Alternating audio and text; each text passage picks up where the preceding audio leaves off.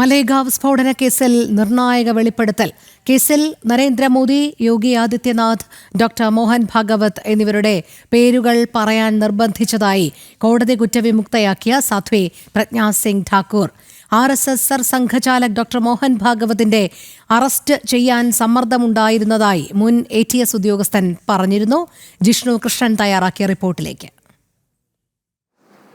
2008 മലേഗാവ് സ്ഫോടന കേസിൽ അന്ന് പ്രതി ചേർത്തിരുന്ന സാധ്വി പ്രജ്ഞാ സിംഗ് ഠാക്കൂർ ഉൾപ്പെടെയുള്ള 7 പ്രതികളെയും NIA കോടതി തെളിവുകളുടെ അഭാവത്തിൽ വെറുതെ വിട്ട പശ്ചാത്തലത്തിൽ അല്ലെങ്കിൽ അതിനുശേഷമാണിപ്പോൾ ഈ കേസുമായി ബന്ധപ്പെട്ട നിർണായകമായിട്ടുള്ള വെളിപ്പെടുത്തലുകൾ പുറത്തുവരുന്നത്. സാധ്വി പ്രജ്ഞാ സിംഗ് ഠാക്കൂർ ഇപ്പോൾ വ്യക്തമാക്കിയിട്ടുള്ളത് ഈ കേസിൽ നരേന്ദ്രമോദി, യോഗി ആദിത്യനാഥ് കൂടാതെ RSS സർസംഘചാലക് ഡോക്ടർ മോഹൻ ഭഗവത്, രാം മാധവ് തുടങ്ങിയവരുടെ പേരുകൾ ഈ കേസുമായി ബന്ധപ്പെട്ട മൊഴി നൽകുന്നതിന് അന്വേഷണ ഉദ്യോഗസ്ഥർ തന്നെ നിർബന്ധിച്ചിരുന്നു. തന്നെ ക്രൂരമായി പീഡിപ്പിച്ചു.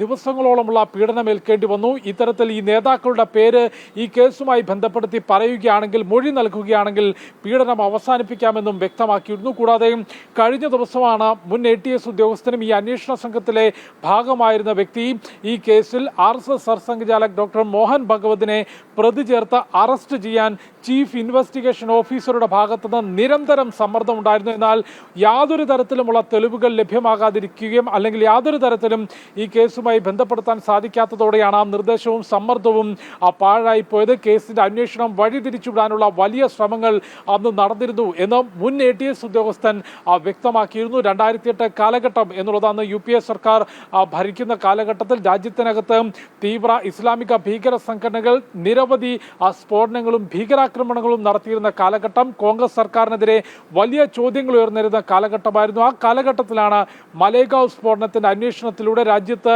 കാവി ഭീകരത അല്ലെങ്കിൽ ഹിന്ദുത്വ ഭീകരതയും നിലനിൽക്കുന്നുണ്ട് എന്ന് വരുത്തി തീർക്കാനുള്ള വലിയ ഗൂഢാലോചന മലേഗാവ് സ്ഫോടനത്തിന്റെ അന്വേഷണത്തിൽ നടന്നു എന്ന ആരോപണങ്ങൾ നിലവിൽ നിലനിൽക്കുന്നതാണ്. അത് മുൻപേയും ഉന്നയിച്ചിട്ടുള്ളതാണ്. അതായത് ഹിന്ദു നേതാക്കളെയും RSS BJP നേതാക്കളെയും കേസിൽ വ്യാജമായി ഉൾപ്പെടുത്തിക്കൊണ്ട് അത്തരത്തിലൊരു നരേഷൻ രാജ്യത്തിനകത്തുണ്ടാക്കാൻ കോൺഗ്രസ് ഭരണകൂടം ശ്രമിച്ചു എന്ന ആരോപണം മുൻപേ ഉള്ളതാണ്. അത്തരം ആരോപണങ്ങൾ ശരിവെക്കുന്ന തരത്തിലുള്ള തുറന്നു പറച്ചിലുകളും വസ്തുതകളുമാണ് ഇപ്പോൾ പുറത്തു വന്നുകൊണ്ടിരിക്കുന്നത്. ഈ അന്വേഷണവുമായി ബന്ധപ്പെട്ടൊരു പ്രത്യേക അന്വേഷണം മുൻപ് ഗുജറാത്ത് കലാപവുമായി ബന്ധപ്പെട്ട് SIT രൂപീകരിച്ച് അന്വേഷണം നടത്തിയതുപോലെ അത്തരത്തിലുള്ള അന്വേഷണങ്ങളിലേക്ക് കടക്കുകയാണെങ്കിൽ ഈ കേസുമായി ബന്ധപ്പെട്ട് അതിൻ്റെ അന്വേഷണത്തിൽ നടന്നിട്ടുള്ള ഇത്തരത്തിലുള്ള ഗൂഢാലോചനയും അന്വേഷണം വഴിതിരിച്ചുവിടാൻ നടന്നിട്ടുള്ള ശ്രമങ്ങൾ സംബന്ധിച്ചുമുള്ള ചുരുളുകൾ അഴിയും എന്നുള്ളതാണ് ഇപ്പോൾ പുറത്തുവരുന്ന പ്രതികരണങ്ങൾ.